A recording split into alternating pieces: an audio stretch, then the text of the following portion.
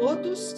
Damos início a mais um evento da ABDA, Associação Brasileira de Direito Autoral, que tem como um dos seus objetivos o de promover o estudo, a divulgação e o desenvolvimento do direito de autor e dos que lhes são conexos, e justamente por isso traz hoje para debate um tema que está causando muita preocupação na comunidade jurídica, em face das recentes decisões, equivocadas inclusive, do próprio Superior Tribunal de Justiça, tratando paródia, reconhecendo a paródia em campanhas políticas e publicitárias.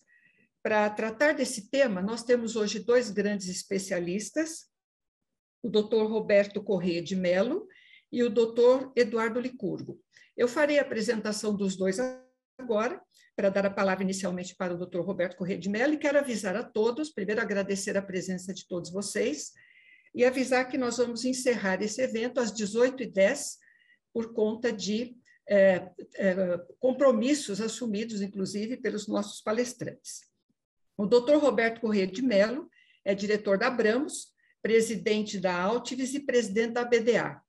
O Dr. Eduardo Licurgo é mestre e doutor em Direito pela American University Washington College of Law, presidente do Instituto dos Advogados do Distrito Federal. Os ilustres palestrantes reduziram muitíssimo o seu currículo, então aqui estão apresentados a vocês, e eu gostaria então de passar a palavra inicialmente para o Dr. Roberto Corrêa de Mello.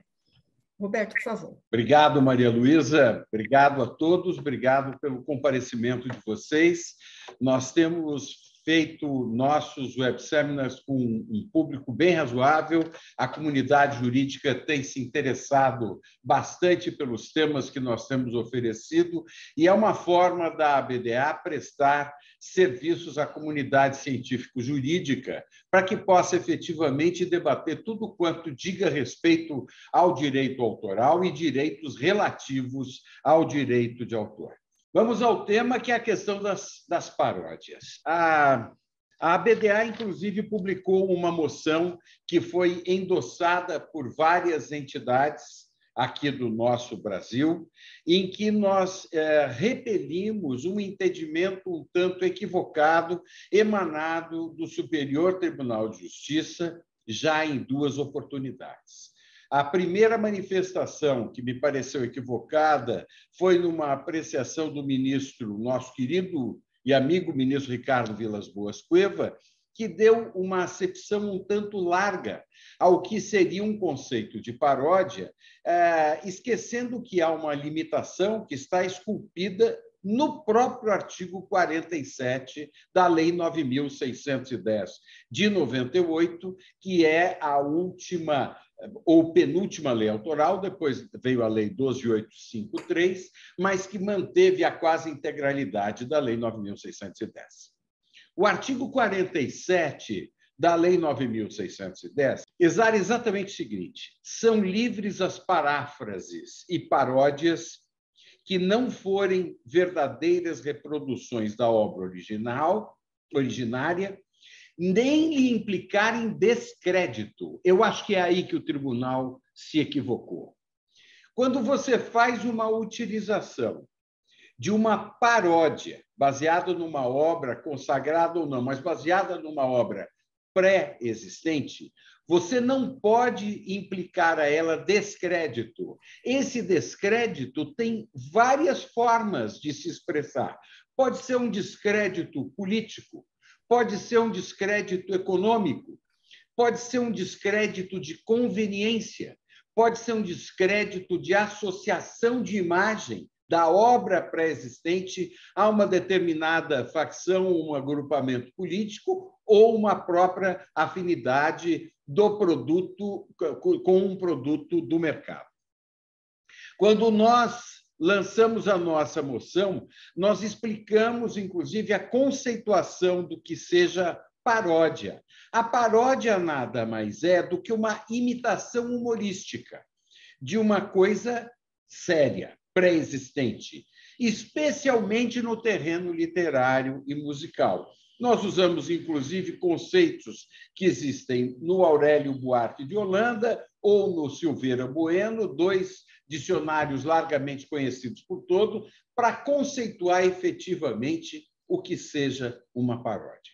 Em um caso analisado há quase 4 anos pelo Superior Tribunal de Justiça, que teve a relatoria do ministro Cueva, a Corte entendeu exageradamente o seguinte: a finalidade da paródia, se comercial, eleitoral, educativa, puramente artística ou qualquer outra, é indiferente para a caracterização de sua ilicitude e liberdade assegurada pela Lei 9.610. Meus caros, isso foi de um equívoco monumental. No momento em que você cria uma obra derivada, parodiada de outra, você claramente utiliza o contexto da obra parodiada para uma finalidade objetiva. Eu vou dividir essa explanação em 2 áreas. Primeiro, a questão política, depois, a questão mercadológica, quando você associa aquela paródia a um determinado produto.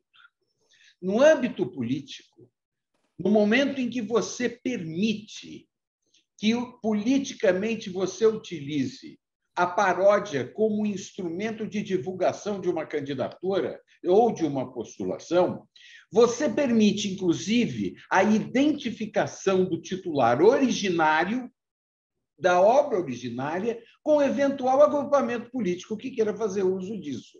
E, propositadamente, o que nós temos visto, infelizmente, é que vários grupos políticos utilizam obras de autores claramente vinculados ao grupo opositor exatamente para desprestigiar a obra originária ou o autor da obra originária. Isso causa problemas enormes, até conceituais, do que seja uma paródia. Eu me lembro muito bem, eu defendi o Chico Buarque de Holanda numa ação no Acre contra um senador que usava a obra dele, um pequenino trecho parodiado, na sua campanha para a eleição ao Senado pela ex-Arena, pelo ex-agrupamento Arena. Fui indicado, então, para tratar dessa ação, fui ao Acre, fui a Rio Branco e mostrei da impropriedade disso, e o candidato entendeu perfeitamente que não teria nenhum sentido ele utilizar aquela obra para sua finalidade política, quando o próprio autor da obra originária era contrário àquela postulação. E foi muito interessante que quem me avisou disso foi o governador do Acre, à época, que era do partido opositor, do então MDB, do primeiro MDB, que usou de todos os meios e modos para me convencer a ingressar com uma ação para impedir a utilização da obra do compositor. Felizmente, quando eu cheguei no Acre, imediatamente o senador me procurou e falou: vamos reparar esse dano para os senhores tirem do ar, e imediatamente a questão financeira é a que menos importa, é a que menos tem valoração para fim de acabar com esse desconforto. O mais importante é que se reconheça a impropriedade do uso, ainda que seja por forma da paródia, para que não se crie um desconforto. Toda essa conceituação da vinculação à sua obra, principalmente num país de direito do autor, diz respeito a critérios subjetivos do titular. É subjetividade pura. É ele quem vai nos dizer da conveniência de uso. É ele quem vai nos dizer da oportunidade do uso, do momento histórico do uso, da reciprocidade financeira ou moral que, eventualmente, ele teria. Então, no que diz respeito à utilização de uma paródia sem nenhuma autorização dos titulares, em que você claramente define qual é a obra parodiada, isso cria um empecilho para o exercício pleno do direito autoral e, mais, viola a própria liberdade do artigo 47 da Lei 9.610, quando diz: que são livres as paródias, desde que não impliquem em descrédito. Isso sim implica em descrédito. Eu estou exemplificando com um grande compositor brasileiro que, inclusive, era muito avesso, e a permitir a inclusão de suas obras artísticas, das suas obras musicais, em campanhas eleitorais. Eu me lembro de duas exceções que houve. O Chico autorizou o Leonel Brizola a utilização de uma obra dele e o presidente Fernando Henrique Cardoso. Foram as duas únicas oportunidades em que eu vi esse tipo de concessão. Mas é uma concessão. É uma concessão. E, nesse passo, o tribunal se equivocou. Por outro lado, quando a gente vai abordar a questão do mercado mesmo, do mercado comercial, que é a associação da paródia a um determinado produto. Nós já vimos até de automóvel, né, de supermercados e outras tantas. Ora, mas é claro que a paródia está fazendo alusão e está baseada na obra originária. E isso cria uma repercussão moral e financeira para o autor da obra originária, que acaba não desfrutando de absolutamente nada que alguém parodiante, que utilizou uma comicidade, um momento humorístico para criar uma obra derivada daquela originária, que ofere resultados financeiros, morais, inclusive de consagração da sua obra derivada, sem que o autor tenha qualquer relevância no que diz respeito à autorização e à reciprocidade que ele precisa avaliar. Até porque existe uma questão de oportunidade. Muitas vezes, o titular do direito da obra originária tem outras veiculações comerciais importantes, podem até ser concorrentes, podem ser concorrenciais, podem ser colidentes, e que não há de permitir que a sua obra, ainda que parodiada, seja utilizada sem que ele tenha os critérios todos da subjetividade artística, econômica e financeira para serem avaliadas naquela concessão. Eu conversei com o ministro Cueva e nós, inclusive, ficamos de fazer um encontro com a BDA. Não sei se vocês recordam disso, faz cerca de uns 2 anos e meio. Encontro esse que acabou não acontecendo, porque o ministro teve uma série de questões de agenda que impediam que nós realizássemos esse encontro. Mas, em face da gravidade que tomou este assunto, inclusive neste pleito eleitoral, em que nós vimos utilizações de formas absolutamente impróprias por grupos adversários àqueles que são os autores originários das obras intelectuais, eu acho que se impõe, mais do que nunca, uma conversa antes que nós tenhamos que entrar com alguma medida direta no Supremo Tribunal Federal, pela preservação do artigo 5º, incisos 27 e 28 da Carta Constitucional, que entregam e outorgam aos titulares originários o direito de uso da sua obra como melhor lhes convier, para que a gente possa efetivamente trazer um novo rumo para essa questão das paródias, que foi tão mal entendido. No momento em que o tribunal afirma que não importa a finalidade da paródia, se comercial, eleitoral, educativa, ele desnatura o próprio conceito do que seja paródia.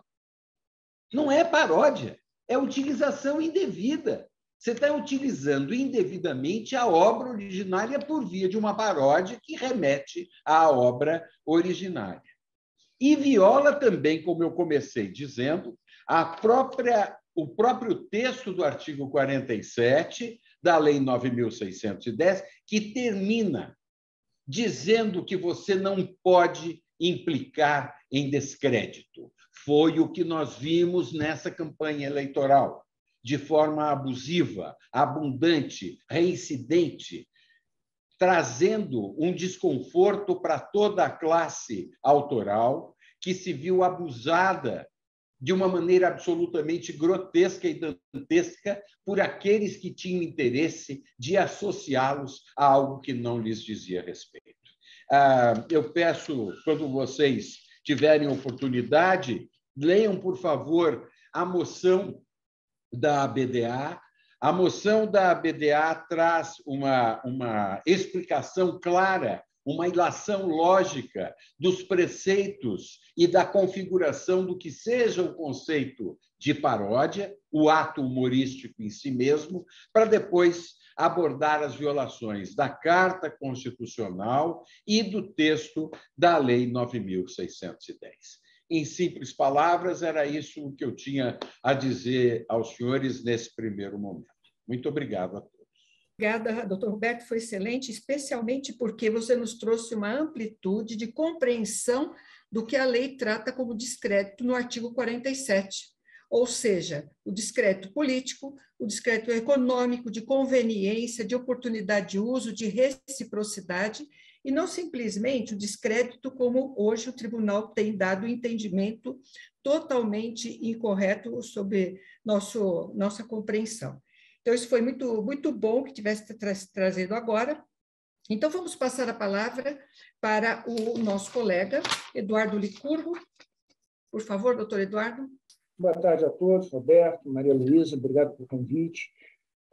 Eu começaria dizendo que não só a nota da BDA ela é precisa, ela é muito boa, um texto bem explicativo e bem direto.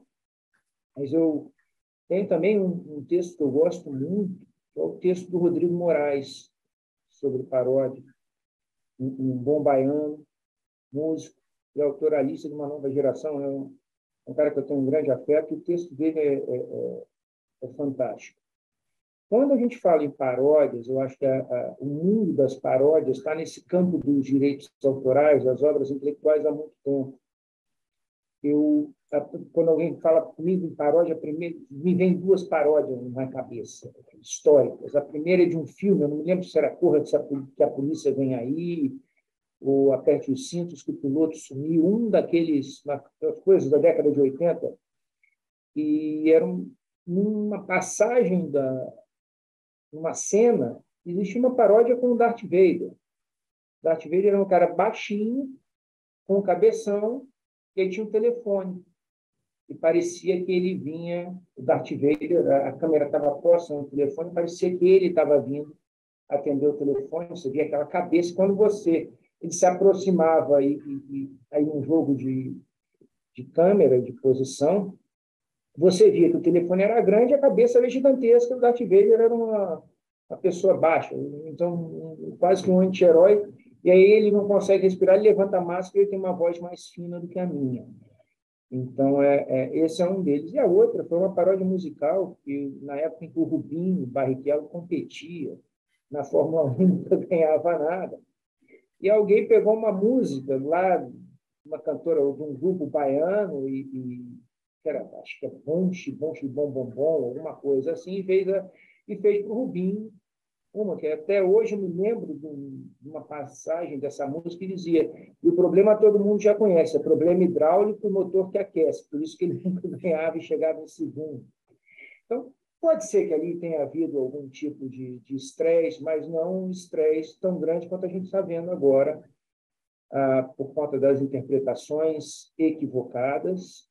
Eu acho que ficou muito solta a questão autoral, nos nossos tribunais, e essa compreensão de como você precisa interpretar a norma autoral, qual é o conjunto. A paródia está no inciso do artigo 46, não, está no 47, desculpa, né? E está ali dividindo o campo com paráfrase, e elas são coisas distintas, né? Então, ela está ali, parece que é um pouco igual ao direito de sequência, só tem uma linha e não se explica mais. Então, a pessoa vai entender, vai olhar para aquele texto. Então, o que é uma paródia? Uma paródia é uma brincadeira que eu faço com a obra, né? Ela tem um tom de um tom cômico, uma veia cômica na coisa, como o Roberto bem disse. Às vezes eu pegar uma obra, trazer para uma realidade, um fato da realidade e fazer uma brincadeira com isso. Nada mais do que isso.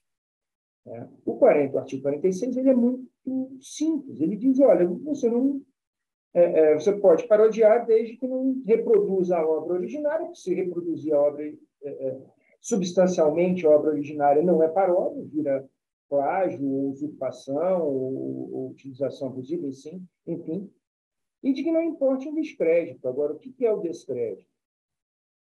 Se eu olhar só para a lei autoral, é isso que ela diz, só para a lei 9.610. Mas eu vejo que a interpretação para a lei 9.610, ela precisa vir junto com outros instrumentos normativos que nós temos.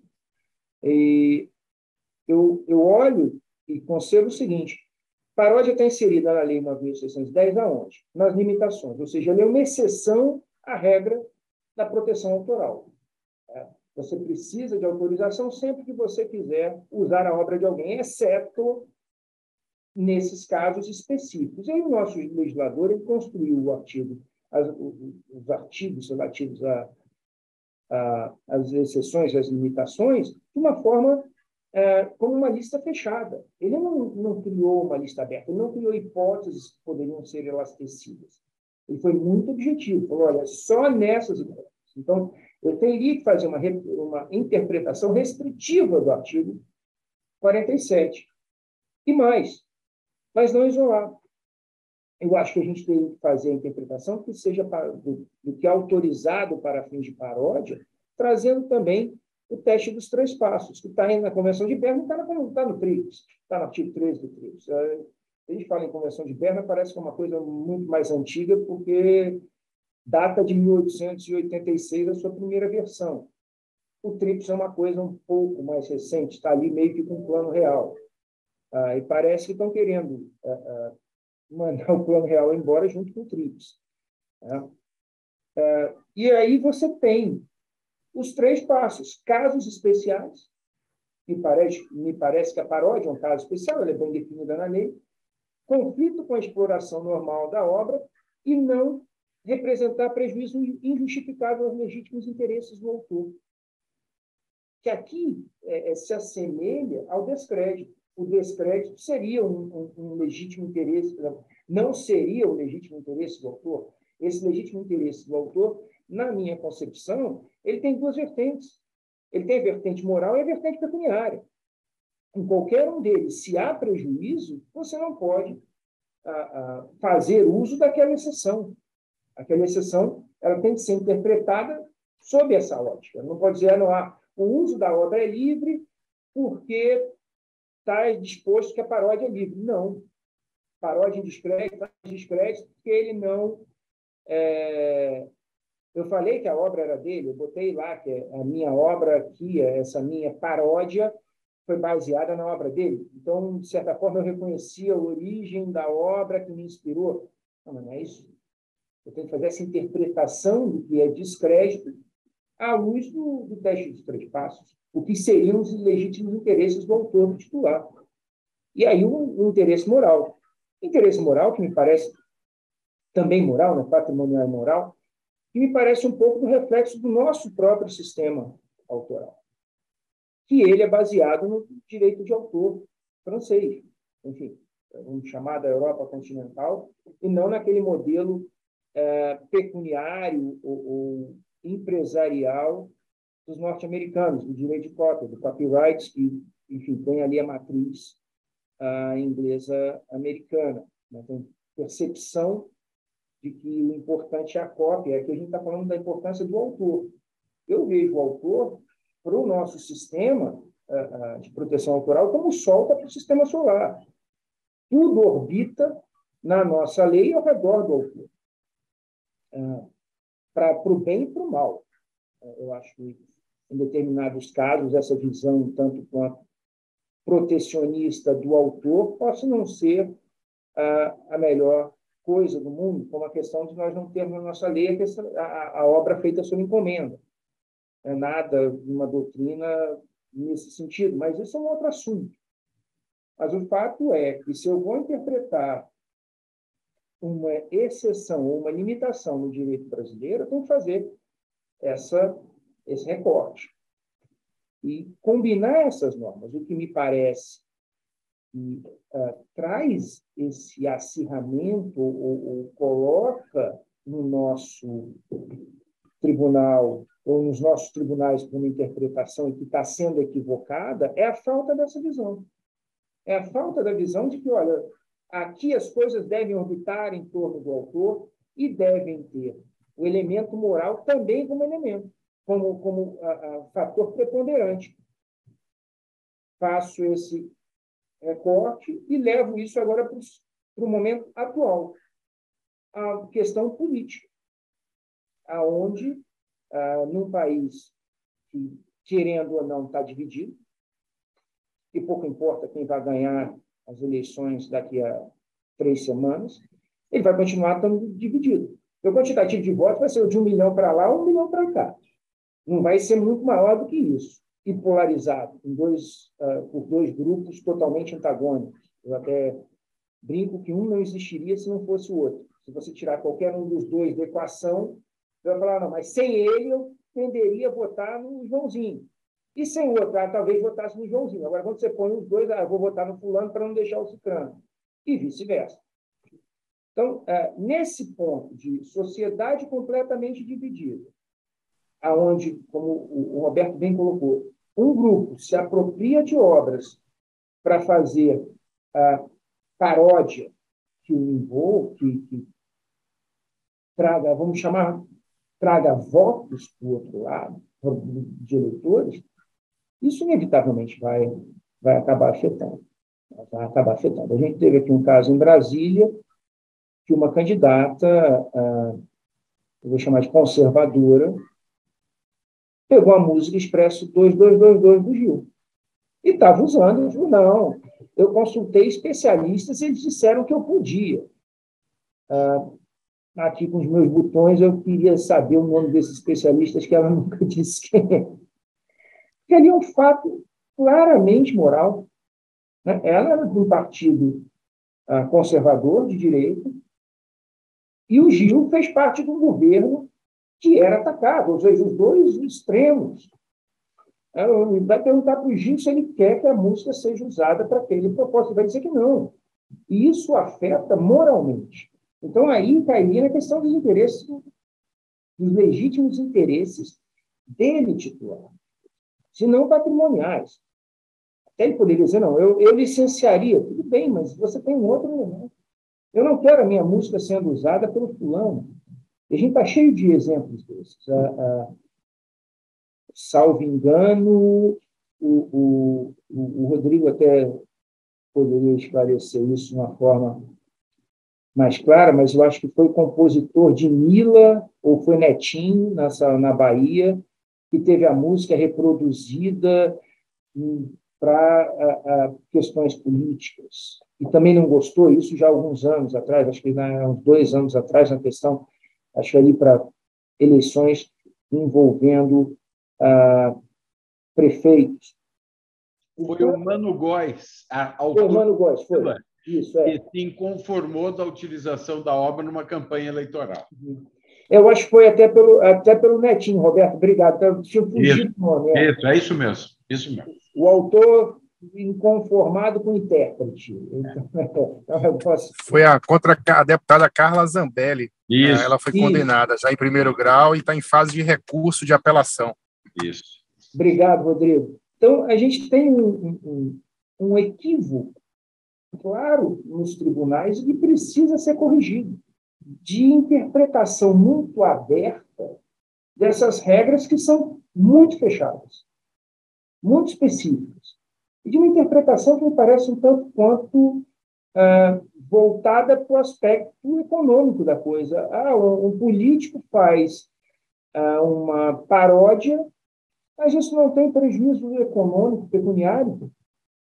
Então, pode, porque não há valores. Isso é possível, porque a lei diz que é paródia, não houve descrédito. Não. O descrédito entra tanto por um lado quanto pelo outro. Não me parece que isso possa ser excluído. E eu vou além. e eu acredito que a paródia com fins políticos, ela também conflita com a exploração normal da obra. Porque o político vai criar ele vai contratar a criação de um jingle. Na maior parte das vezes, ele gasta recursos para isso. Bom, se você contrata um jingle, e você, em vez de contratar um jingle, você faz uma paródia, você deveria remunerar o autor. Então, me parece que aqui eu estou sendo mais, estou tratando mais da questão política, porque ela que está no momento e ela que me preocupa à luz do que vem acontecendo e à luz do que o STJ tem interpretado. O Roberto falou que o ministro Cuevas tem uma visão que ele acha que não era aquela, mas que não está no papel. Acha que ele foi restritivo, acha que ele interpretou de um jeito, mas talvez da forma como tenha saído foi muito mais ampla. Mas a sinalização para o futuro, porque essas decisões elas vão ficar. O ministro Cuevas é um cara que sempre analisou muito bem, com muita ponderação, as questões autorais. Eu me lembro da questão do streaming, em que eu posso até não concordar com o voto em alguns aspectos, mas que foi um voto de um trabalho muito bem feito. Muito. Você tira dali coisas muito boas, conceitos que, à época, eram de vanguarda. Ele vai estudar, vai analisar e vai tentar tomar a melhor decisão possível. Talvez hoje alguém diga, mas aquilo não está certo, porque não é bem assim. Bom, você tem 5, 10 anos na frente de tecnologia, você compreende melhor aquela tecnologia e pode até rever se aqueles conceitos estavam corretos. Mas o fato é que a tecnologia voa, os fatos da vida social voam e o direito está sempre correndo atrás. O legislador não consegue acompanhar. Primeiro, que também não adianta legislar sobre tudo, a despeito da voracidade legislativa que o nosso Congresso tem. Falar em leis, vão querer inventar lei para tudo.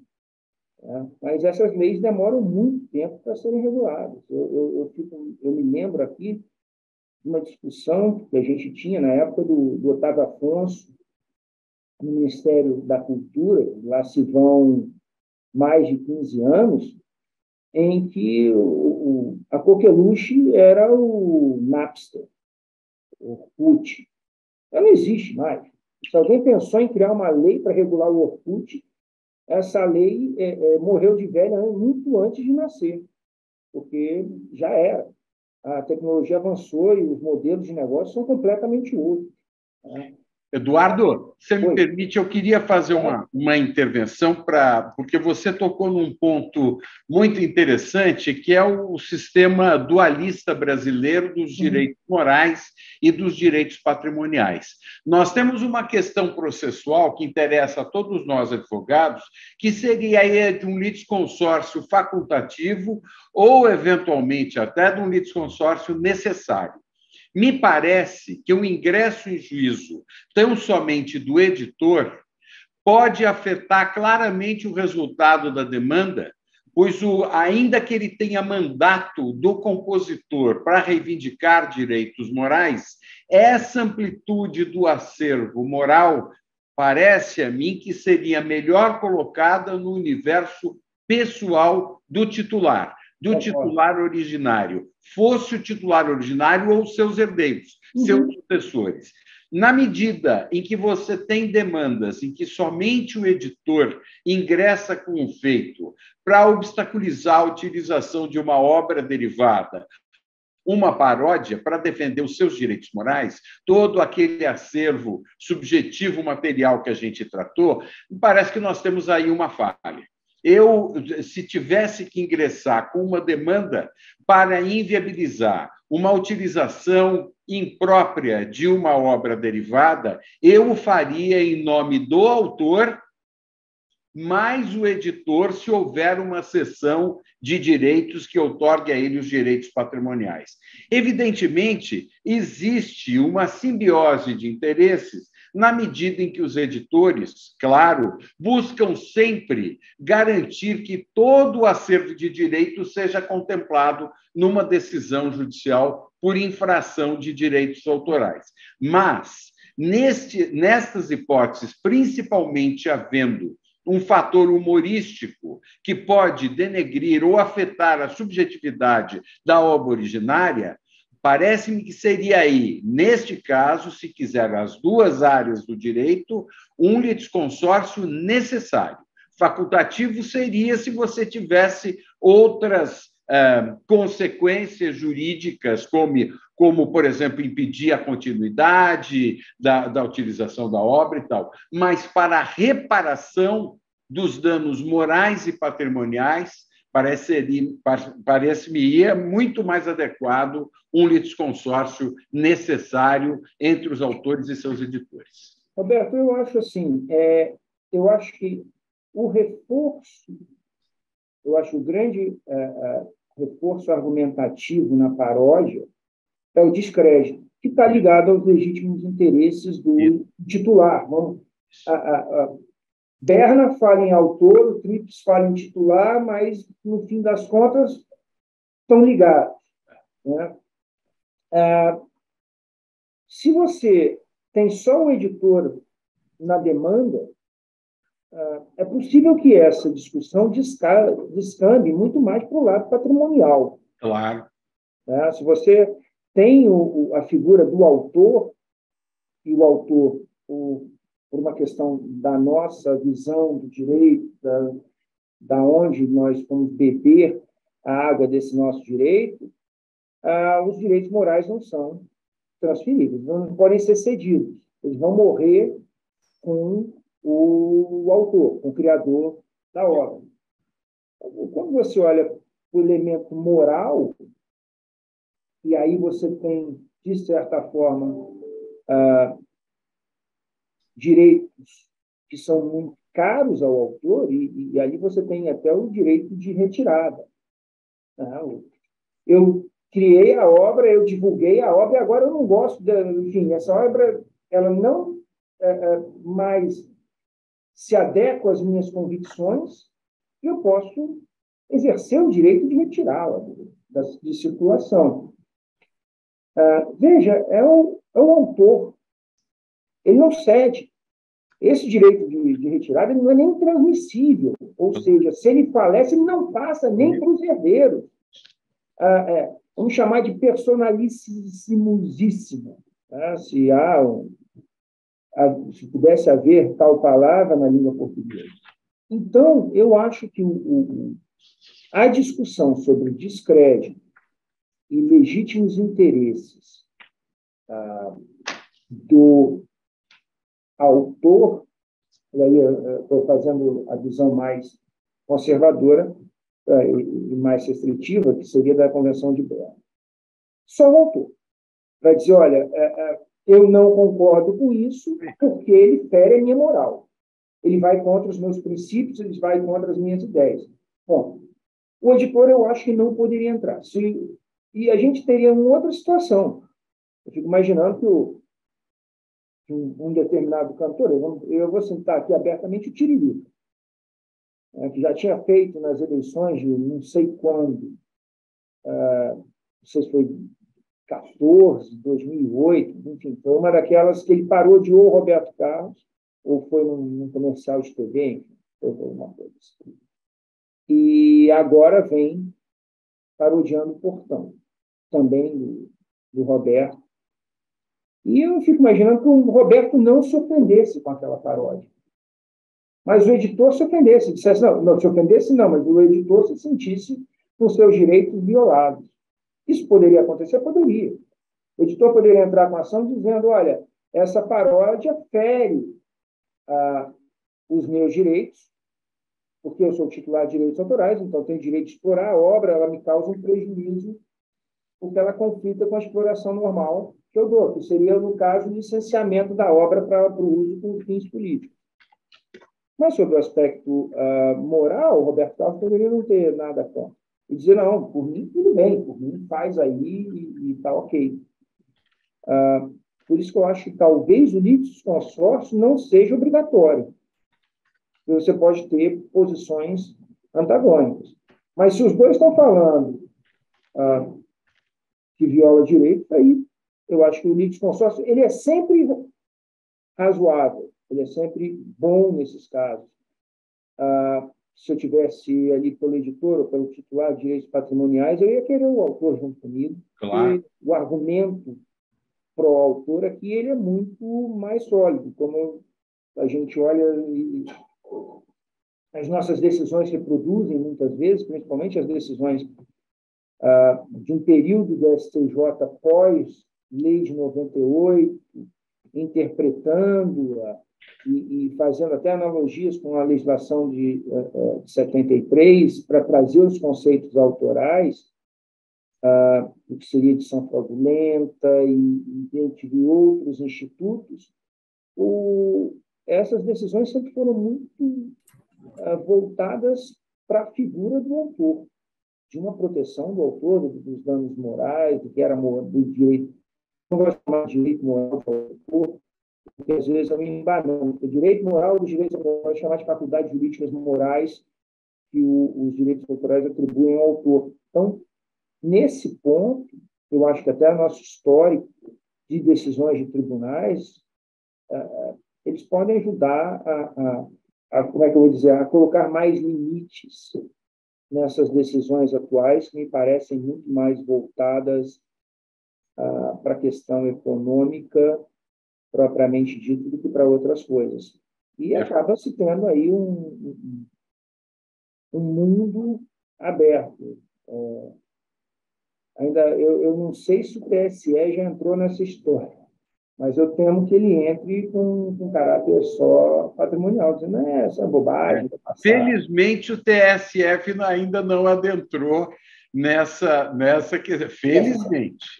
Nós, aqui, advogados, aqui temos que nos antecipar, porque uma hora essa questão vai se debater, não é dúvida.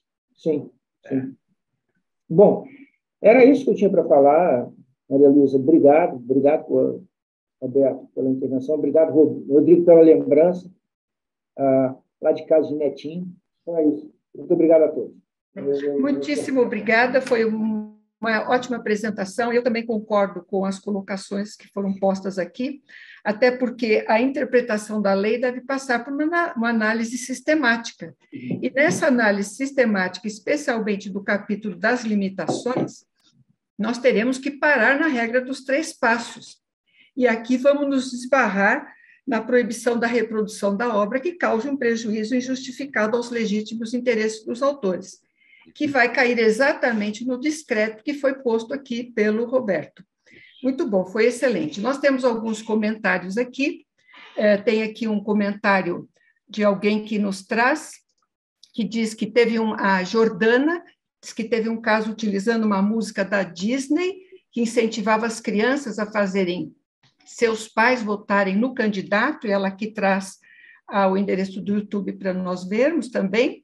A Vanisa Santiago, que também está aqui conosco, que diz, sem dúvida, a respeito da legitimidade das ações, né? A presença do autor-compositor no processo é fundamental para enquadramento no descrédito a que a lei se refere. Concordo que o editor pode prejudicar o correto entendimento dessa questão. Quer dizer, a participação do compositor realmente ela é fundamental para que nós possamos discutir isto, e repetido aqui pelo Roberto, que é necessário o litisconsórcio, ainda que seja ele facultativo. Eu gostaria de saber se alguém mais quer se manifestar. O Rodrigo está presente, se quiser falar também, que escreveu o livro sobre paródias. Quiser falar alguma coisa, ainda temos algum tempo que ainda não temos pergunta. Rodrigo, você gostaria de fazer algum comentário? Oi, Maria Luísa, boa tarde a todos. Não, queria apenas parabenizar aí os palestrantes, dizer que concordo aí com tudo que foi dito e dizer que a gente precisa se unir, ou seja, as diversas instituições, associações brasileiras, porque a gente só vai ganhar essa guerra unidos. Então, é importante que a comunidade toda, tanto acadêmica quanto a comunidade autoral, repudie essa interpretação para que haja novas decisões contrárias a essa.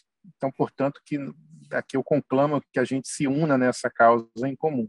E parabenizo mais uma vez a iniciativa e os queridos amigos palestrantes. Muito bom. Alguém mais gostaria de fazer alguma pergunta, tomar a palavra? Maria Luísa, eu queria acrescentar ao que o Rodrigo está falando, é hora de união mesmo, até porque os remédios jurídicos agora estão ficando limitados. Na medida em que a gente repisa esse tema no STJ sem sucesso e sem a participação dos autores, nós fragilizamos cada vez mais a nossa tese. Quer dizer, não repetir o equívoco, não começar essas demandas somente com os editores, porque haverá problemas enormes. E digo até mais, isso pode até dar uma demonstração aos julgadores de que nós estamos debatendo dinheiro, exatamente, valor econômico. E não é só isso, é muito, mas muito mais do que isso. Quando a gente vai para questões que dizem respeito a aspectos políticos ou até a questões mercadológicas, nós temos que mostrar a sensível minimização do direito moral dos titulares, que são alijados de toda e qualquer participação em tudo quanto seja resultado daquela utilização e na maior parte das vezes, contrariar o próprio princípio da faculdade de outorga da licença para aquela utilização. Aqui estamos no âmbito dos colegas advogados, dos nossos amigos da ABDA, para mostrar claramente, não cabe aqui, nisso o Rodrigo é muito claro e assertivo, eu concordo com ele, o Rodrigo Moraes, todos têm que participar disso. As associações, as entidades têm que participar para mostrar em que ponto chegamos, que momento estamos, que momento grave estamos. Se nós repetirmos essas incursões nas cortes, nós vamos ter os mesmos resultados, até pela vinculação às decisões que houve no Superior Tribunal de Justiça. Muito bom. Exatamente, acho que é o momento de união, exatamente, de união para trazer todos esses esforços e esses esclarecimentos. Pode falar, Eduardo, desculpa. Eu acho assim, eu concordo mais uma vez com o Roberto, acho que o grande problema é você ter hoje uma decisão no STJ, porque os assessores, quem pesquisa para fazer, para minutar votos, para dar uma ideia do que está acontecendo nos processos, normalmente vai ali a primeira página de resultados da pesquisa do STJ. Então, entre nós, apresenta resultados por ordem cronológica decrescente. Então, aquelas decisões mais antigas vão ficar lá na 10ª página. É quase que um Google, quando você pesquisa alguma coisa. Vem a página de anúncios e lá para o fim o que você se interessa. E ninguém vai pesquisar na 20ª página. Começa pelas decisões mais antigas, mais recentes. Eventualmente, se encontra uma decisão atual, é ela que vai nortear. É ela que vai nortear. E aí, se você tem 1, 2, 3, já começa a ficar difícil para reverter. Claro. Para reverter a mentalidade dentro da própria corte.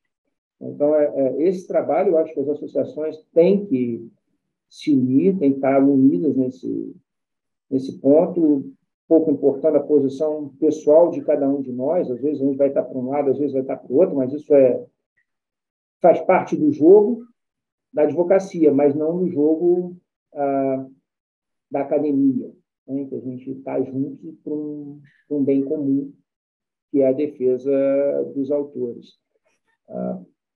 É isso que eu vejo. Eu vi aqui que a Jordana botou a questão da Disney, e eu mutei o meu microfone para tentar acessar o vídeo. Eu estou com pena da Frozen. Era a música da Frozen, Livre Estou, Livre Estou. E, para além da paródia, só para dar eu esqueci como é que os mais novos falam, um teaser, sim. A Frozen aparece contracenando com o candidato. O show de horrores ficar completo. Então, é isso. Muito bem. A Vanisa faz um comentário aqui também, só mencionar que o TRE do Ceará determinou a suspensão por um candidato do uso de uma obra do Chico Buarque. E, no caso, a utilização foi da obra original, não de uma paródia sem modificação, um bom sinal. E a Maricília pede para comentar aqui, ou faz a referência, de uma decisão recente, agora de setembro, do Tribunal de Justiça do Distrito Federal, deve ser, né, que julgou favorável à violação... Desportiva. Então, você poderia comentar um pouco essa decisão? Isso é uma repercussão do equívoco do STJ. Ou seja, tudo aquilo que foi interpretado com essa erronia do Superior Tribunal de Justiça está repercutindo em todos os tribunais, em todas as esferas. Felizmente, nós ainda não tivemos nenhuma repercussão no âmbito do Superior Tribunal Eleitoral, porque podemos ter também. Se algo não for feito em uníssono, buscando a defesa dos direitos nessa sua integralidade, a decisão oriunda do STJ vai acabar produzindo repercussões na área do direito de imagem, na área da justiça desportiva, na área da justiça eleitoral, quer dizer, vai propagando. Houve uma tentativa de se buscar uma revisão da decisão no Supremo Tribunal Federal, que também foi aniquilada com uma decisão monocrática do ministro Ricardo Lewandowski. Ou seja, pega-se a última decisão, a decisão que foi unânime do Superior Tribunal de Justiça, e isso vai repercutindo em todas as áreas. Nós idealizamos aqui, fazemos um grupo de trabalho para tentar buscar uma reversão, ainda que seja por outra corte ou em outra esfera jurídica, nós teremos problemas eternos com a questão das paródias aqui no Brasil. Gravíssimos prejuízos aos compositores, porque não é só também o aspecto moral, que é muito sério para eles, mas também retira deles, esvazia toda a parte patrimonial. Não é que o prejuízo é muito grande mesmo. Bem, mais alguém gostaria de fazer comentários ou perguntas?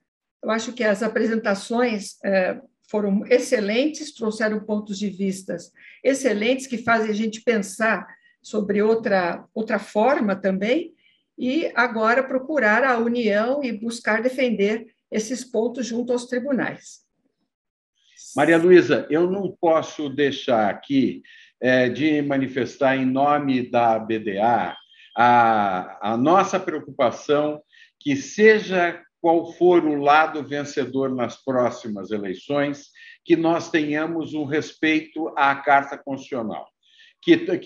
Qualquer vencedor, seja ele de que lado for, que se consagre vencedor no pleito presidencial, para nós, a comunidade jurídica, é fundamental que o princípio do Estado Democrático de Direito seja garantido em qualquer situação, seja ele qual for. Nós podemos ter críticas imensas aos tribunais, nós podemos ter críticas enormes àquilo que advém dos nossos tribunais superiores, mas nós nunca poderemos advogar qualquer medida contra a existência dos tribunais, contra a autonomia do Poder Judiciário, contra a autonomia do Poder Judiciário em face dos demais poderes.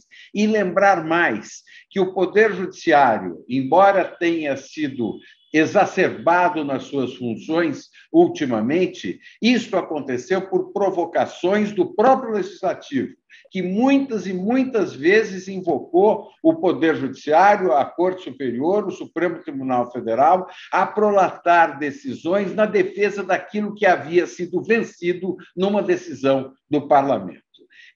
Nós estamos às vésperas de uma eleição, temos aí 20 dias até a eleição acontecer, e o nosso desejo e o nosso pleito como advogados, como defensores do direito, é que a Carta Constitucional seja garantida, que os tribunais sejam defendidos na sua integralidade.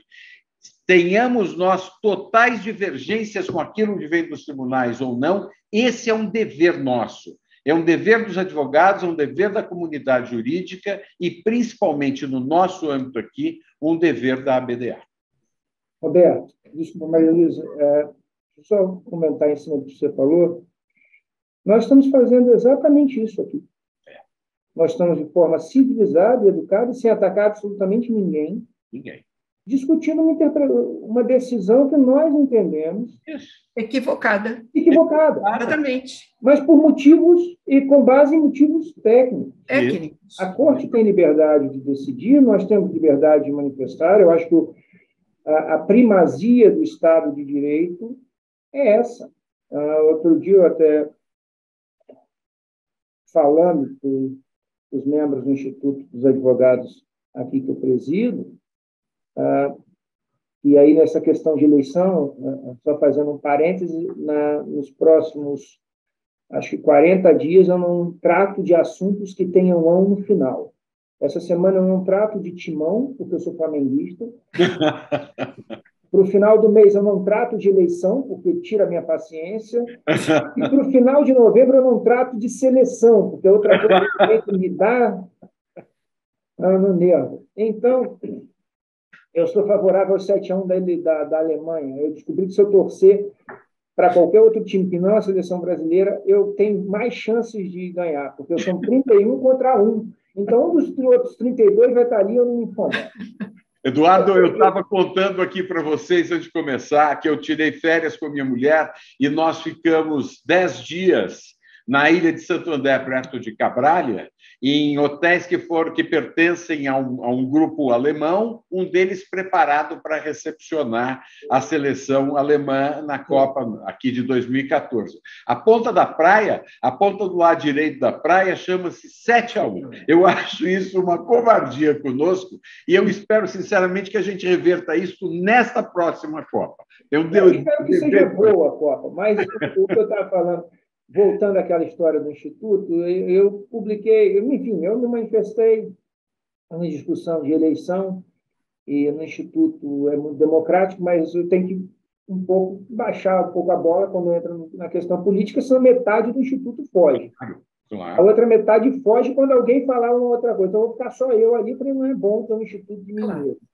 Claro. E aí, conversando, eu falei, olha, nós temos que coibir os ataques a democracia. Aí alguém me perguntou, que ataque que você está falando? Eu falei, de qualquer um, eu estou sendo genérico. Aí eu dei o exemplo da minha queridíssima prima, na verdade, a prima da minha mãe que eu chamava de tia, quando era menino, mas hoje é prima, que é a Regina Navarro Lins, uma autora, escritora, sexóloga. E aí eu falei, olha só, eu não concordo com nada do que ela escreve. De relacionamentos humanos. Mas ai daquele que algum dia quiser caçar a palavra dela. Exatamente. Eu vou me insurgir e vou dizer, não, ela tem direito de falar o que ela acha que é certo. Eu acho que é isso que a gente precisa fazer e talvez lá na frente as instituições organizadas e de bem vão ter que trazer a sociedade brasileira para um ponto médio, o ponto da reconciliação. É o único jeito que você tem para unir esses dois lados polarizados. Mas mostrando como a gente mostra. Vamos conversar, falar, não concordo contigo por isso, isso, isso. Podemos conversar? Podemos. O doutor Sobral Pinto dizia isso muito bem, que ele não tinha nenhuma afinidade com o Partido Comunista, mas que ele defenderia até o último dia da sua vida o direito do Partido Comunista falar o que quisesse. É isso que nós temos que defender. É essa visão que nós temos que ter do direito. Muito bem. Mas, enquanto isso, é o seguinte, nós cumprimos o nosso papel aqui. No início da nossa apresentação, dissemos o objetivo da BDA, que é justamente promover estudo, divulgação, discutir esses temas e colocar esse tema que foi fundamental nessa discussão da paródia, e agora é nisso que nós vamos ter que nos concentrar. E como vocês bem disseram, se os tribunais continuarem decidindo dessa maneira, e como disse aqui o Eduardo, a última, mais recente decisão vai reflexionar as demais decisões. Eu acho que nós vamos ter que nos preocupar bastante com os pontos que foram colocados aqui, muito bem postos, e lutar para que a gente tenha um melhor entendimento desse assunto da paródia. Acho que nós podemos encerrar. Eu quero agradecer muitíssimo aos palestrantes, Roberto Corrêa de Mello, Eduardo Licurgo Leite, foram excelentes as apresentações, agradecer todos os participantes que estiveram conosco aqui e esperar agora o nosso próximo webinar. Vamos ver o que vamos trazer para a discussão e encerramos nosso encontro por hoje, agradecendo a todos vocês. Quer falar alguma coisa, Roberto, para encerrar? Em nome da BDA, eu quero agradecer a participação do meu querido amigo Eduardo Licurgo Leite, de todos vocês, da Maria Luísa Egé, que fez a apresentação e o encerramento desse nosso webinar, e dizer que a BDA está sempre disposta a recepcionar as ideias de vocês. Mandem aquilo que interesse a vocês, seja publicado nas nossas matérias, tragam sempre as suas ideias, e o nosso dever como uma entidade científica é o estudo, o desenvolvimento, a aplicação e a execução do direito autoral aqui no Brasil. Muito obrigado a todos vocês, a BDA os cumprimenta a todos, sem exceção. Obrigado. Muito obrigada, então, a todos vocês. Eduardo, quer despedir? Sim, eu gostaria de agradecer a todos ao convite da BDA, essa entidade que é tão importante para o direito autoral, não é de hoje, e eu tenho orgulho de fazer parte dela já há alguns anos. Eu costumo dizer assim, a BDA é o meu xodó, porque o direito autoral é o meu xodó. Na propriedade intelectual, vão perguntar, você gosta de quê? Eu gosto de direito autoral.